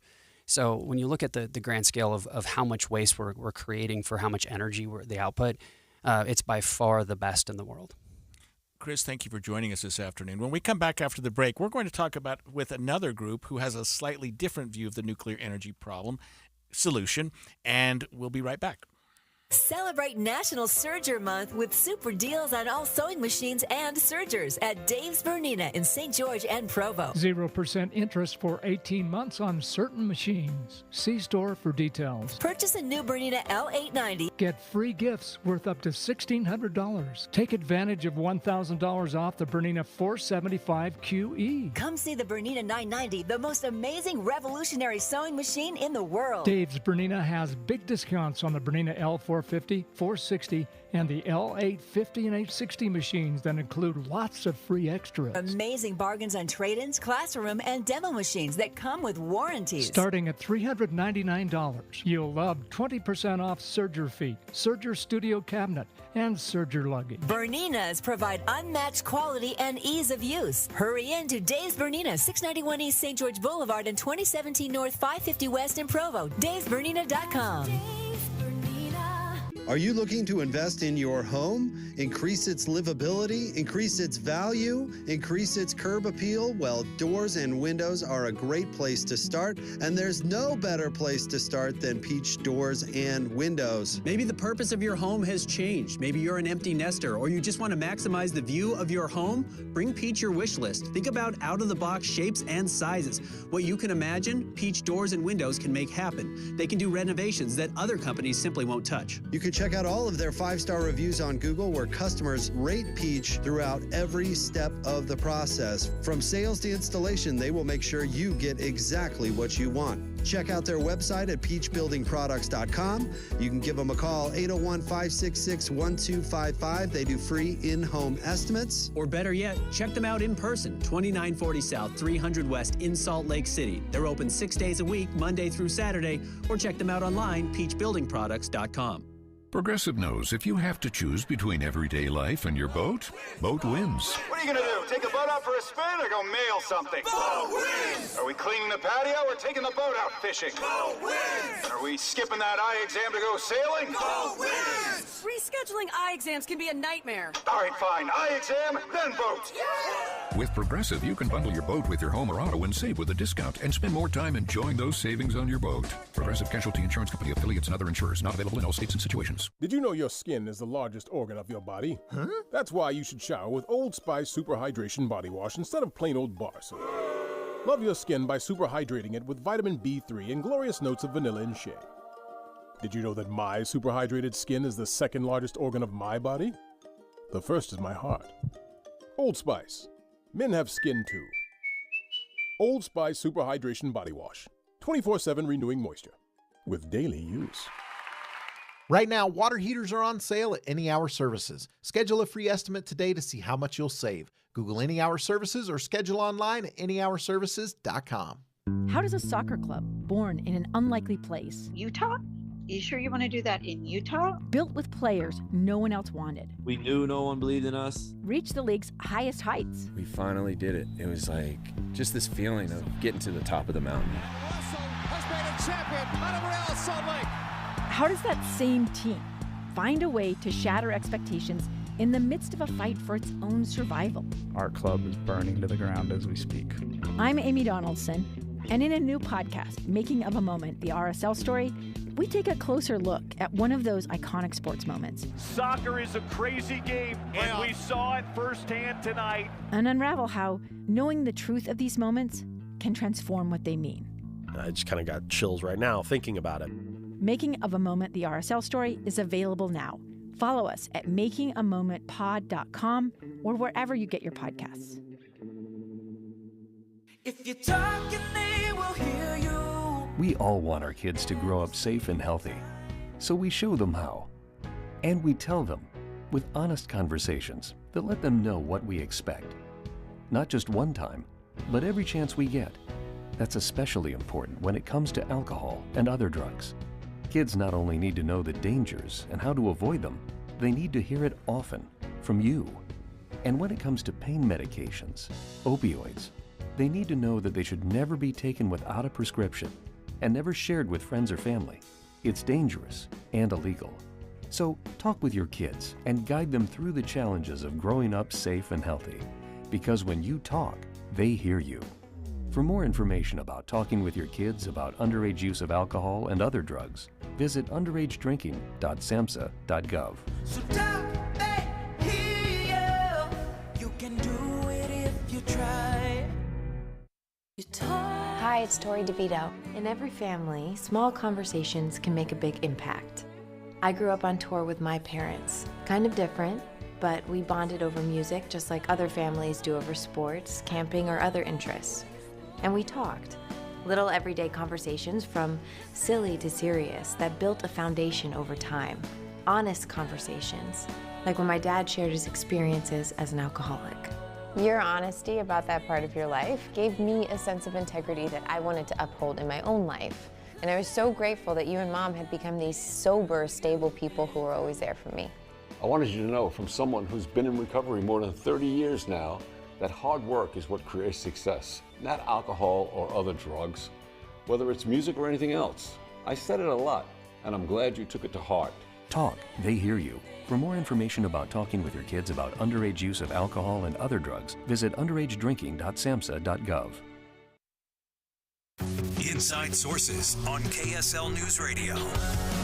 As you could probably imagine, nuclear tends to be a touchy subject. I mean, I think always. Sure. Right? Greg was referencing all of the pop culture references that we all kind of know. When it comes to energy discussions, nuclear is touchy. We have bad memories of things like Chernobyl and 3 Mile Island. And here in Utah, we're all too familiar with negative effects of nuclear waste. Just ask a downwinder, those unknowingly affected by nuclear fallout due to nuclear explosion testing by the federal government. So when we have a sensitive topic like this, it is only fair that we get another side of the argument, another way to think about nuclear energy, someone to give a critique. And so joining us this afternoon to talk about that is Lexi Tuddenham, Executive Director of HEAL Utah. HEAL stands for Healthy Environment Alliance of Utah. Is that right? Yes, that's Close correct. enough? So tell us about your agency. Yeah, absolutely. So HEAL Utah has been around for about 25 years now, 26 actually. We formed originally out in Grantsville, Tooele, around issues concerned with public health. There were citizens there who were concerned about the health effects on their community of things like the weapons incinerator that operated over the hill there from Grantsville, as well as their proximity to places like the Dugway Proving Ground and so on and so forth. And so we evolved out there as Families Against Incinerator Risk, and now we are focused on the Wasatch Front and sort of citizens and public health all across Utah. We work on 3 main issues, which are clean air, clean energy, and radioactive and toxic waste. So last year, or this year, at the Utah's general session of the legislature, they passed House Bill 249, Nuclear Power Amendments, which creates a commission, a study to look into the nuclear issue. Tell us about that and your position with respect to that amendment and what we're doing. Yeah, so I think one of the things that piece of legislation does is that it creates the Nuclear Energy Consortium, which is a group that will basically start to look down the path of nuclear energy and what it means to bring that into our state. And while we think it is worthwhile to have a group that is focused on proactively discussing that possibility, we had a lot of concerns around representation on that council. I believe it's all appointed folks, and we didn't, in the end, although we worked with the sponsor to try to get some more representation, in the end we did not really end up with any representation from impacted communities. We also do want to make sure that as we head down this pathway, that the average citizen of Utah has a really good sense and a really well-informed sense of what it means to take that path versus any other path. There are implications to developing nuclear energy that do not exist with other energy sources, and part of that is the waste issue, because we do not have any long-term solution for storage. It's interesting because in our last segment, Lexi, we had in a person who asked that, like a texter asked that question to the show. And he said all of the, and just correct me if I'm wrong, Greg, all of the nuclear waste in the United States ever could be held in one football stadium. And he talked about kind of storing that waste. So a little bit that it was not an issue. Okay, so can you just talk to me about, Yeah, absolutely. I think that's a statistic that we hear a lot, that, it's all the spent nuclear fuel in the U.S. would fit on one football field. I do like to remind people that the core of the Nagasaki bomb was about the size of a softball. So volume is not necessarily the issue that we're looking at here. It certainly does matter when you maybe look at the amount of land it might take to store that waste. However, it doesn't mean that it's innocuous. And the fact that right now, with no long-term repository in the U.S., no permanent repository, every time you basically take on the production of nuclear energy, it means that you are going to probably store that on site, potentially forever. And so it has a really big impact on our future generations to take on that burden now.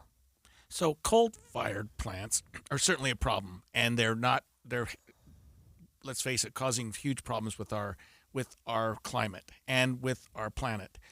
What alternatives are there other than nuclear that we're not maybe putting enough resources in? Absolutely. Thanks for that question. I know we can always say solar and wind, but I don't know. Is solar and wind, is that where we're going? Is that an alternative that's worth looking at that we're not doing enough with? Yeah, so I believe there's a lot more that we could do with solar and wind, and every time we decide to invest in nuclear energy, which is an extremely, extremely expensive power source, I think pretty much every project that we've seen happen in the last few decades, and even the ones that we were being proposed for, say, Idaho, the NuScale project, for example, that collapsed in 2023. Over the course of that project, the costs ballooned 250% before it finally collapsed under its own weight. And so we do want to say not just no, but what are the actual solutions, though? And I think one of the things about nuclear is that it has this plug-and-play capacity that is very similar to a coal-fired power plant, where you get to have centralized power, and the people who benefit who are the same, and the people who perhaps do not benefit and bear the costs and burdens are also the same. However, I think we can think more creatively than that. I do think that solar and wind are an incredibly important solution, and they are very, very much less expensive than nuclear energy at this point, even including storage costs. So oftentimes you'll hear about baseload with respect to nuclear, and that storage and wind and solar cannot provide baseload power.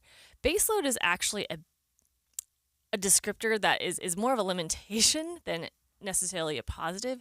Basically, it means that your power source cannot respond to rapidly ramp up and down when it needs to, for example. So beyond wind and solar, which are well-tested, easily deployable, rapidly deployable solutions on a time scale when we really need to be moving fast to combat and avoid the worst effects of climate change, we need to be using those because there's an opportunity cost for when we decide that, okay, we're gonna wait on a nuclear project, which is likely to get pushed out by 5 years, 10 years, even further. And in the meantime, we are going to be burning coal in many cases. And I think we have to be honest about that.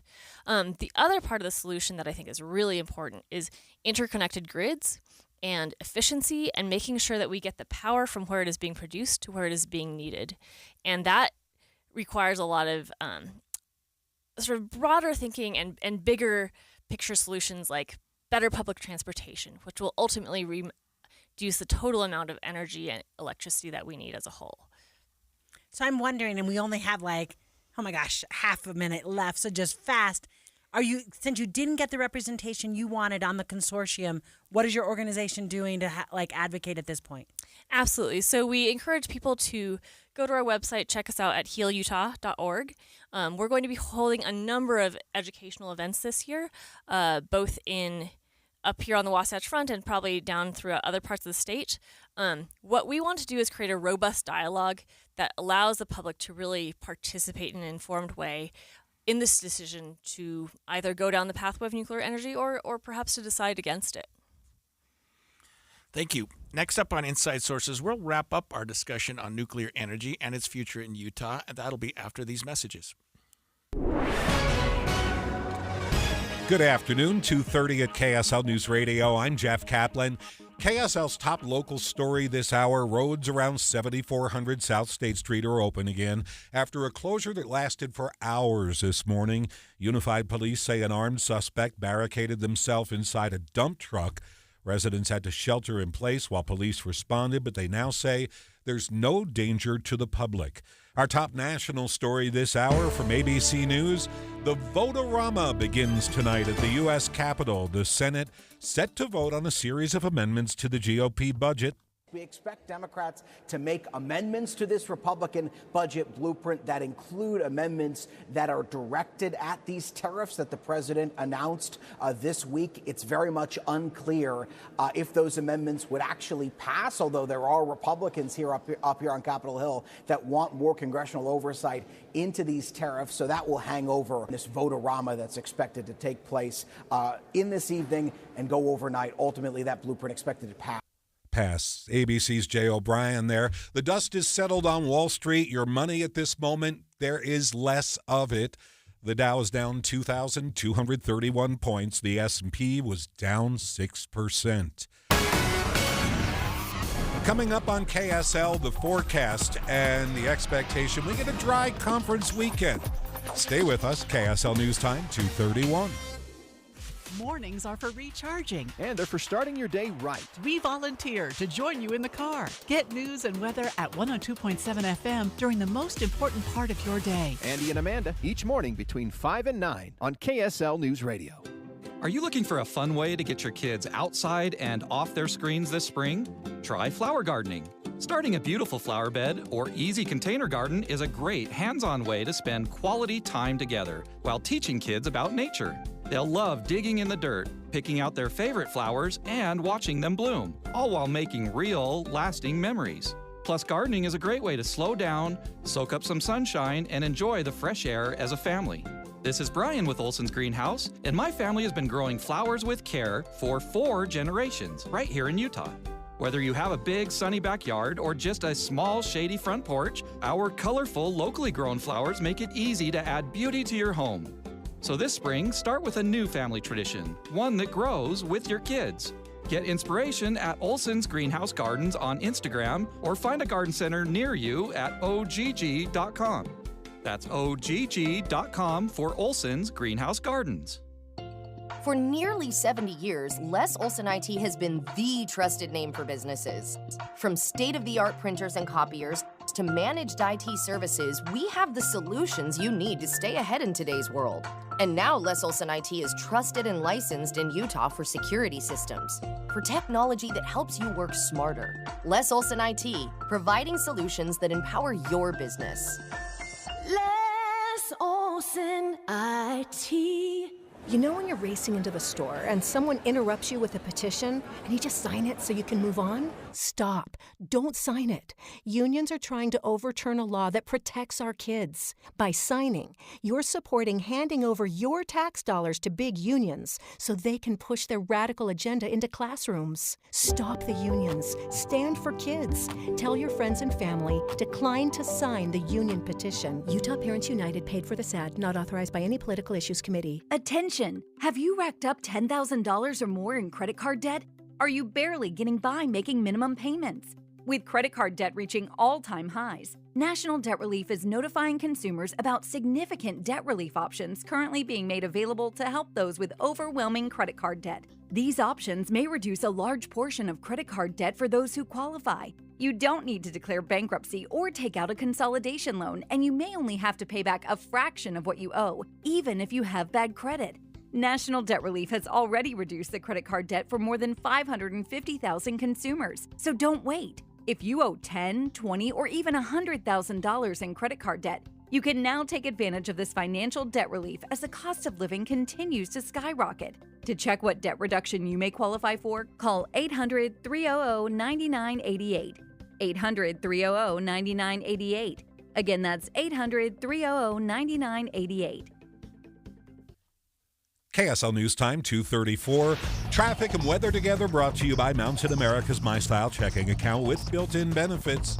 Here's Ricky Meese. Looks like crews have cleaned up the crash that we had in Midvale, southbound I-15 just after 7200 South.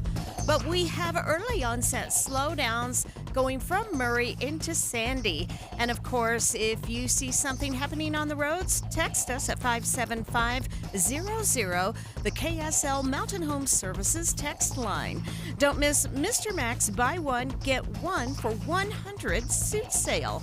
Suits starting at $299 in a variety of colors and patterns. Available at all 9 Mr. Mac locations with free alterations.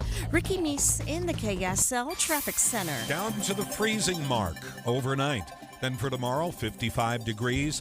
Sunday, it's sunshine and 61, but right now 51 degrees. I'm Jeff Kaplan from the KSL Common Spirit Health Studios. Listen online at KSLNewsRadio.com. This is Utah's news, traffic, and weather station. Inside Sources. Inside Sources. Utah's top political experts break down the first 100 days of the new administration and discuss the day's biggest stories. Only on KSL News Radio. And over the last half hour, we've discussed both the pros and the cons of nuclear energy with a couple of really good guests. Now let's talk about what they said and how we feel and how Utahns feel about this. We started with a discussion about Utah's House Bill 249, Leah, which was sponsored by Representative Carl Albrecht of Richfield, and established a framework called the Nuclear Consortium, made up of top elected officials, policymakers, and experts in the nuclear industry. I didn't realize this, but we don't have a nuclear power plant in Utah. We know that now. There's something called the Idaho National Laboratory, and which has also given us some representatives, and it set up a Nuclear Energy Council to provide some energy zones in Utah. There was a study done about how Utahns feel about nuclear, and I was a little bit surprised with this.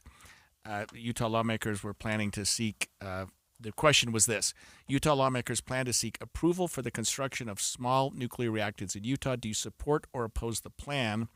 The numbers were a little bit surprising in that 49% either strongly or somewhat supported it, whereas the opposition was sort of 31%. 19% weren't quite sure what to do. Do you think it's because Utah's so young that they all don't know the references we were using? Like they've never seen, what did you call it earlier? China Syndrome. There was a movie. Maybe they don't watch The Simpsons. There was some talk, I remember this, that if a nuclear power plant failed, that the nuclear heat from that would go through the planet. I like you just said the universe. Go through the and would end up in China. I mean, obviously that's ridiculous, but that it would burn through the entire planet and go somewhere in China. What I thought was interesting from our second guest was the conversation around where you site a nuclear power plant, right? She didn't really say it this way, but she said the same people benefit from coal and get hurt by coal that would be benefited by and hurt by a nuclear power plant. Because one of the things we didn't really flesh out was not in my backyard, right? Exactly, so right. Off the air, I said to Greg Skordas, I'm like, happy about nuclear? He's all, yeah. I said, in your backyard? And you went, maybe not, right? Yeah. Like instantly there's going to be a conversation about where these power plants get sited. And I think that's what she was looking for. If we're going to talk about putting new nuclear power plants out there, she wants the communities that might be affected by that, right, to be part of that conversation. But if they're as small, Leah, as our first guest indicated, which was, he said, well, 100 acres, but we could probably do it in 20 acres, and you really only need 4 acres, then my backyard is a little different. If you're talking about the state of Utah, there's so much broad land, so many places you could put something that would be far enough from dwellings, far enough from cities, far enough from where people even travel, maybe. And I'm not necessarily taking one position or the other. I just think nuclear is something we need to think about, especially given the fact that there seems to be so many safeguards in place right now that we haven't had a nuclear power reactor breakdown, at least for a very long time. Excuse me. Yeah. And I thought the interesting point, too, was she did make reference to the Nagasaki bomb was about the size of a softball. But our first guest talked about your purpose with a bomb, right, is very different right, from your purpose with a commercial power plant. Right. So how you design it, how you manage it, how you would contain that waste, right, should be very different. So a little bit, maybe comparing it to, and he said that, the way that the Department of Defense managed this stuff was not helpful. Commercial nuclear energy is very self-regulated, very regulated in the United States. He really much drew a line between comparing Chernobyl to 3 Mile Island. He said they're two totally different things that happened. I can't remember if it was it was off the air. He talked about what happened with the tsunami in Japan, just human error, and that if we're smart about this, we can design these things to be protected against human error.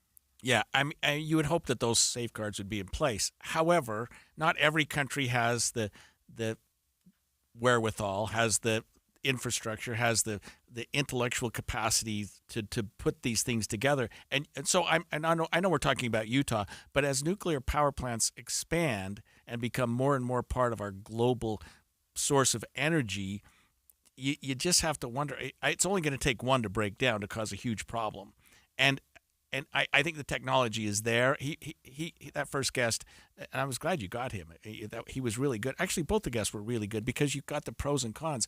But you would hope that the technology, if we're going nuclear, you have a meltdown, then we're going to be on hold for another 20 years like we were after Chernobyl. You know what I mean? Yeah. Where we're just, okay, that's it. Not only in my backyard, but not in my state. Right. I mean, the issue is, I think in the 1970s, we decided not to really invest in commercial power and nuclear as an option for that. And I would argue, set back any conversations, because you know what nuclear power actually is? super clean. So Yes. you were trying to raise the issues of coal, right? And her Right. response, and she's not wrong. If we all took mass transit, right? Right, Like, yeah. okay, we would solve Great. a lot of these issues. But nuclear power, if it comes on board as, right, serving 25% of our diverse energy portfolio, I want to be really clear. We're talking about, right, having eggs in many baskets, right? Not just only the nuclear basket. To a certain extent, if we were able to do that back in the 1970s, because not everyone saw China Syndrome, Right. or in the 1980s, because not everyone was watching The Homer Simpsons, Simpson, right. then maybe the answer is we would be having a very different climate change conversation today. Yeah, and it's too bad that we had those setbacks. But maybe it was good also because, Leah, we have safeguards in place now, and that we're going to have great, hopefully, nuclear power plants in the future. There's also, from the Cold War days, you think, well, what if they have nuclear power plants in countries that are not favorable to us? Does that mean they have nuclear technology available to make a bomb? And I think people think nuclear is you can't have one without the other. That once you have the technology and once you have the resources, the uranium, whatever it is that they're using to build and power these things, what's the difference between a power plant and a bomb? If you have the technology for one, do you have one for the other? And we don't want, at least we arrogant Americans, don't want every other country to have nuclear technology like we do, for fear that they'll go in a different direction. Right, but isn't that a different conversation? Oh, sure, it is. Right, so this is a private commercial industry Right. having a conversation about how to bring on board safely nuclear power that would really diversify our portfolio. Yep. I feel like it's someone else's conversation to make sure Iran doesn't get Right. nuclear weapons. Yeah, we're talking about Utah. We're talking about House Bill 249. And I do think like the creation of weapons is a different industrial manufacturing, as someone who's never.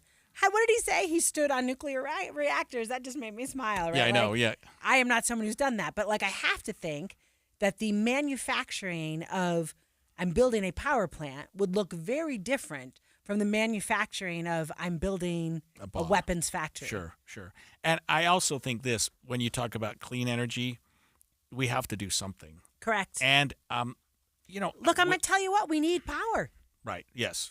And we all are plugged in all the time. Right. And the elephant in the room is we actually need energy. Yes, Let's and just more and more acknowledge and more. that, I mean, we talk about new technologies like even artificial intelligence, Right. and what it's going to take to power those to power the technology of the future is going to require much more energy than we have right now.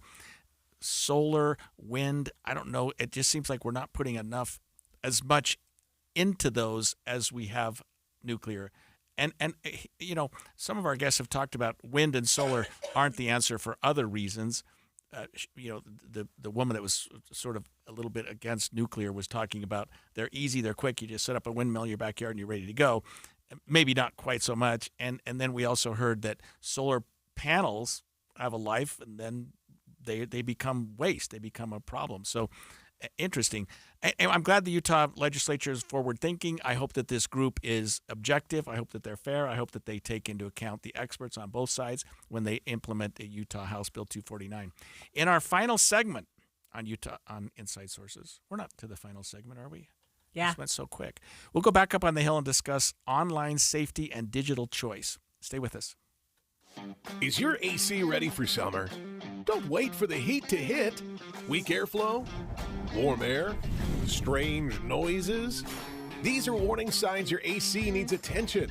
Our skilled technicians offer AC repair services or replacements to keep your family cool all summer long. Don't sweat it. 1 Hour Heating and Air Conditioning has your back. Here to keep your home cool all summer. Visit onehour.com to schedule today. Financing options available. I can't believe how spotless my floors look after using the Swiffer Power Mop. No more dragging around a heavy mop and messy bucket. Now I get the same deep clean without all the work. Thanks to the powerful solution and scrubbing pad of the Swiffer Power Mop, dirt and grime don't stand a chance, and I don't break a sweat. Mic drop. Mop drop. Swiffer Power Mop. Swiffer Power Mop. A smarter way to mop. Try it or your money back. As a business owner looking to take your business to the next level, it's all about the right marketing. But what exactly is right for you?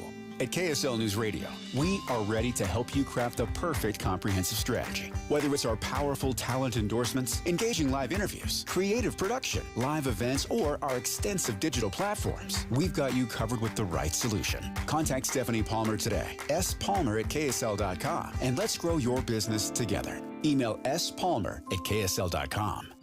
Healthcare with human kindness is here. It's at Common Spirit Health. Hospitals, clinics, and caregivers all connected to advance healthcare in Colorado, Kansas, and Utah.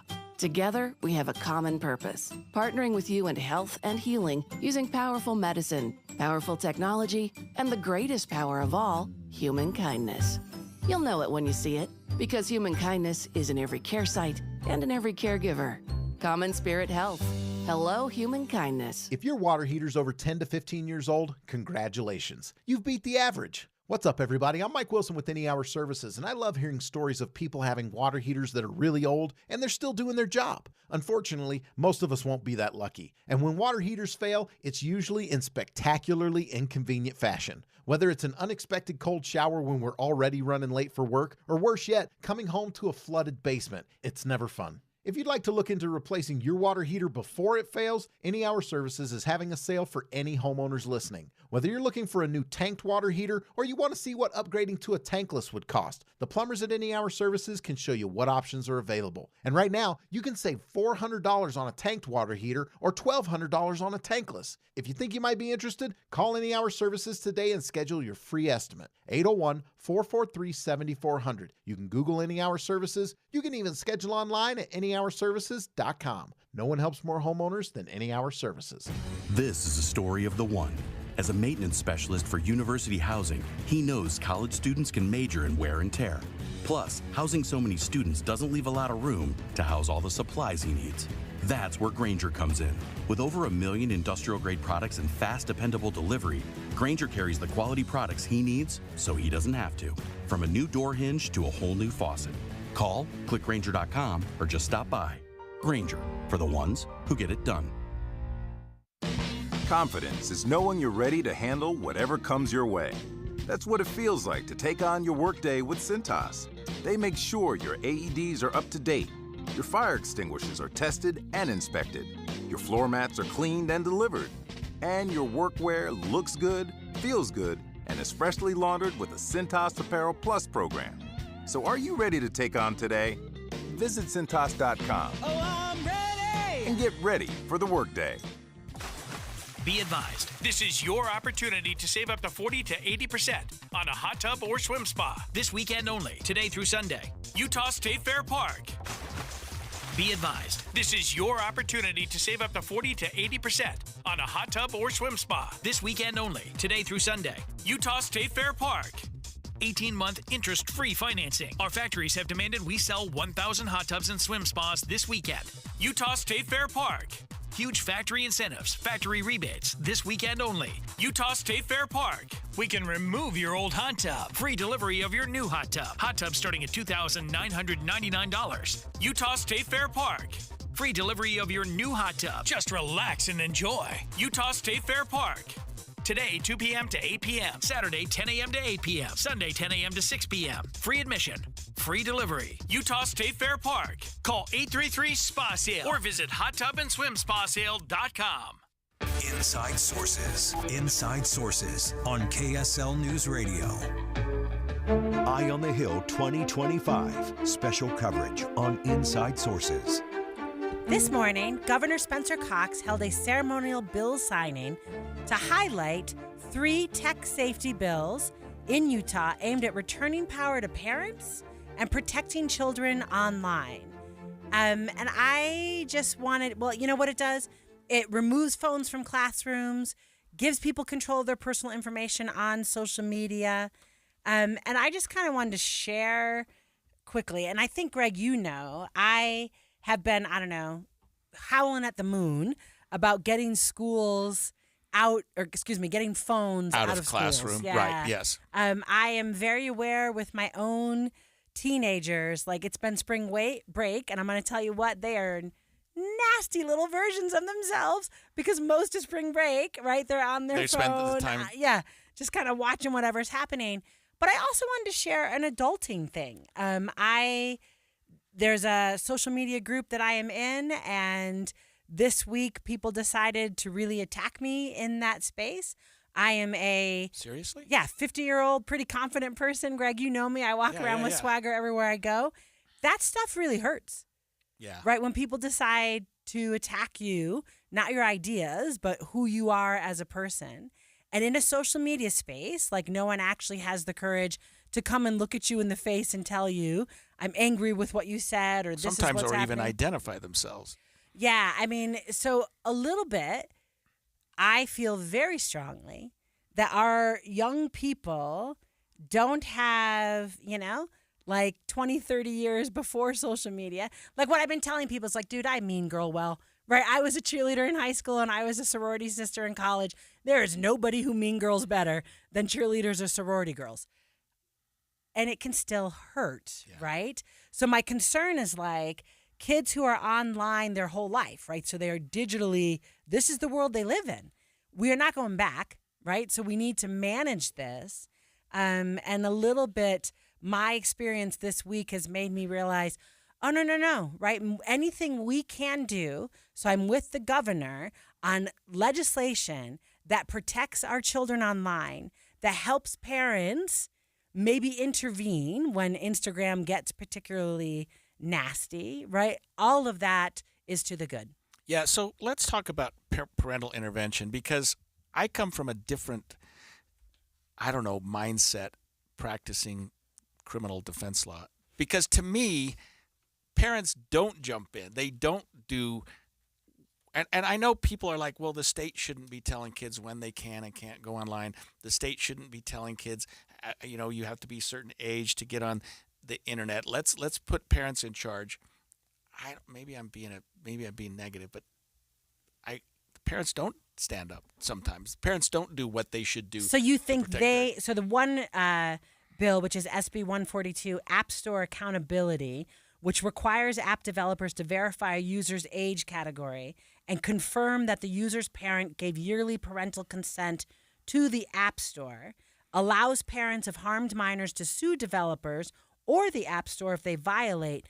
A little bit, you're like, maybe that's not enough for some kids whose parents I think aren't it's a good paying idea. attention. No, I'm in favor of it, Leah. I misstated a little bit, but no, you heard me right. I just think parents don't stand up to the plate in the way they should.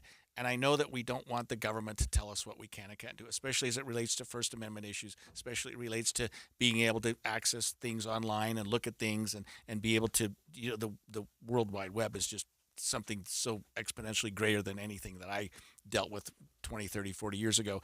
I sometimes wish parents would be a little more proactive in what their kids are doing. It sounds like you are. My kids are grown. I can't tell them what to watch or what to not watch. I hope that they're telling their kids things, but I'll tell you this. This is close to home. When I sit down to dinner and I've got my phone and I'm texting, my wife says, "Put the phone down." When we have dinner, you put the phone down. And not only that, you can't even if it's ringing, you can't answer it. Like, right, we put it do away. no device dining. Yeah, right. So the dining that's table what does we not do have too. devices that's at what we it. do too. And I'm embarrassed that at my age I had to be told to do that. It's embarrassing. Yeah, I'm so supportive of your wife, Greg. All the conversation we know. had, she needs a medal. All right, so here's my question. Let me ask. I wanted to follow up. So SB 178 is devices in public schools prohibiting students from using their phones, smartwatches during classroom hours. So I hear you that maybe some parents, let's just be fair or give grace and say maybe they don't know the problems. Does that make sense? So they're really kind of behind the curveball and trying to address it.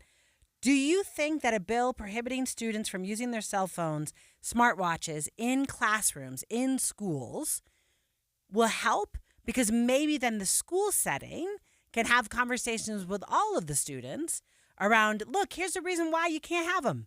Oh, I think it's a great idea. Right, so it might help the parents out a little bit. Oh, no, I think cell phones and smartwatches and other devices should have no place in a classroom. My question is this. How do you police that?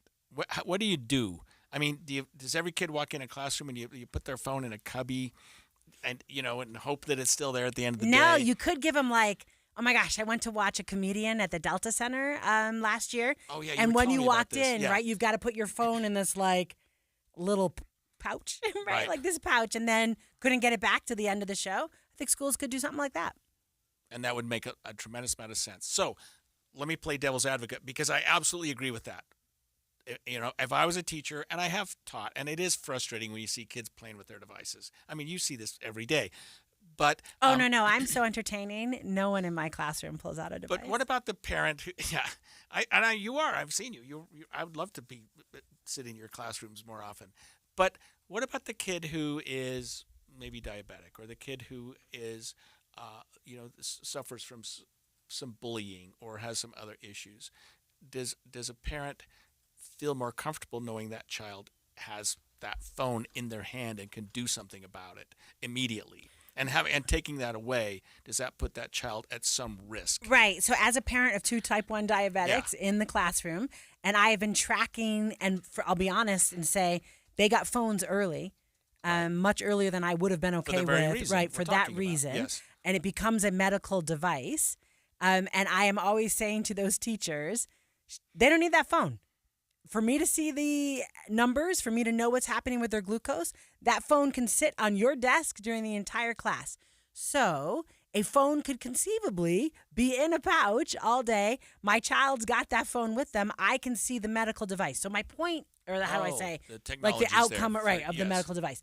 So I feel there are medical accommodations always, right? And what we want to do is say, let's make the best decision for our children, helping them to live at least a third of their days, right? A third of their lives off of these devices. And whatever we need to do, right, to manage the things like my children have, let's accommodate those on the one-off, but have the rule generally be we're not no device schooling, right? It's no device dining, Great Scortis. It is no device schooling. What about, is it possible to say you just don't bring a phone to school? Then you don't have to put it in No, pouches? because then whose problem is it? The teachers are now, see, that's the issue, right? My husband's a high school teacher. So the rule is don't use a phone, and he's now responsible for litigating that. Does that, right? So if the parent you said's not super involved, forgot to tell the kid they can't take the phone with them when they walk into the school, you're hearing me, right? Now I've got a situation where the kid's in school and now I'm taking this $1,000 piece of technology, putting it in an office because you're not, all of that's just drama. Right, okay. Right.